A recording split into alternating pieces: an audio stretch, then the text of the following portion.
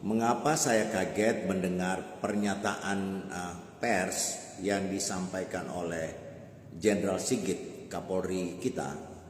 Dia menyampaikan bahwa telah mendapatkan instruksi dari Presiden untuk mengambil langkah tegas menembak seluruh demonstran yang memasuki kawasan asrama polisi. Pak Presiden, polisi ini tidak diperintah saja dia melakukan kekerasan. Polisi tidak diperintah tegas seperti itu saja, dia sudah mampu membunuh warganya. Apalagi mendapatkan perintah seperti itu. Persoalan yang kita hadapi hari ini, kekerasan satu dengan kekerasan yang lain, sumbernya adalah hanya satu, ketidakadilan sosial. Mungkin Pak Prabowo lupa, atau Pak Prabowo juga belum baca, atau mungkin orang yang di sekitar Pak Prabowo itu tidak sempat menyampaikan bahwa ada teori yang sangat dikenal luas oleh para sosiolog atau para aktivis, bahwa ada yang namanya teori spiral kekerasan. Kekerasan satu akan menimbulkan kekerasan yang lain, dan itu terus dan terus dan terus. Kekerasan akan menimbulkan kekerasan baru. Sumber persoalannya adalah ketidakadilan. Jadi kekerasan itu muncul karena dasarnya adalah ketidakadilan.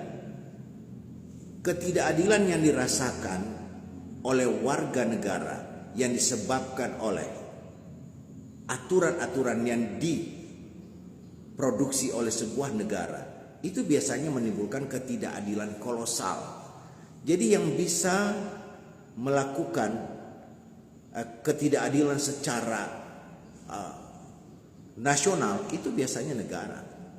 Hanya negara yang bisa membuat rakyatnya adil, sejahtera, atau juga sebaliknya. Hanya negara. Rakyat sebagai masyarakat biasa, jika mereka tidak mempunyai lagi saluran untuk menyampaikan perasaan mereka, maka biasanya rakyat memilih jalan kekerasan. Ketidakadilan yang dirasakan rakyat mereka luapkan dalam bentuk kekerasan. Dan ini terjadi hari ini. Ketidakadilan yang dirasakan oleh rakyat yang dipertontonkan oleh elit-elit negeri ini, oleh anggota-anggota DPR, oleh pejabat publik yang nari-nari pada saat 17-an, yang nari-nari di ruang DPR. Sementara di satu sisi rakyat berjuang untuk mengais-mais kehidupan mereka untuk bertahan hidup.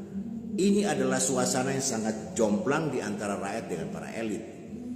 Kemudian kondisi ini yang menimbulkan kemarahan publik, dan kemarahan publik mereka tumpahkan di jalan-jalan.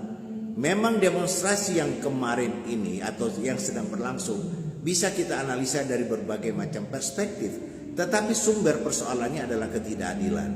Jadi jika ketidakadilan yang dirasakan rakyat, maka harus diatasi. Sumber ketidakadilannya ada di mana? Maka oleh sebab itu, kalau saja saya menjadi orang yang berada di sekitar Presiden, mungkin saya bisa memberikan nasihat kepada Presiden untuk melakukan langkah-langkah yang lebih bisa menjawab kekecewaan rakyat. Misalnya satu saja contoh, tidak sekedar untuk memecat Sigit, tetapi Pak Prabowo sebagai Presiden memecat Kapolri, memberhentikan Kapolri, tetapi juga Pak Prabowo sebagai Ketua Umum Partai bisa memerintahkan kepada seluruh kader Gerindra yang ada di Senayan untuk segera mereformasi undang-undang kepolisian yang sudah menjadi payung polisi, lembaga yang tidak bisa dikontrol lagi.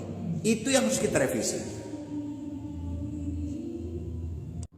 Sebagai Presiden, sebagai pimpinan koalisi gemuk, Bapak Presiden yang mempunyai partai politik di Senayan bisa juga memerintahkan kepada seluruh kader Gerindra agar mengajak partai-partai politik merevisi undang-undang partai politik yang telah menzolimi rakyat, yang telah membegal kedaulatan rakyat. Pak Prabowo bisa melakukan itu karena ini sumber masalah ketidakadilan yang dirasakan oleh rakyat. Pak Prabowo juga bisa memerintahkan Gerindra untuk mengambil inisiatif sesegera mungkin untuk membuat undang-undang perampasan aset para koruptor.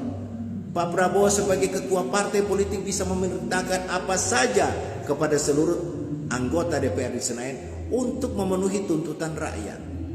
Kalau Pak Prabowo sebagai presiden, sebagai ketua umum partai politik tidak bisa melakukan itu, lalu rakyat ini berharap apa dari seorang presiden? Saya kira Bapak Presiden dengan seluruh kewenangannya, dengan kekuasaan di tangannya, gunakan semua itu seperti janji Bapak Presiden. Rakyat, saya untuk rakyat, saya mati untuk rakyat. Tapi buktinya apa Pak Presiden?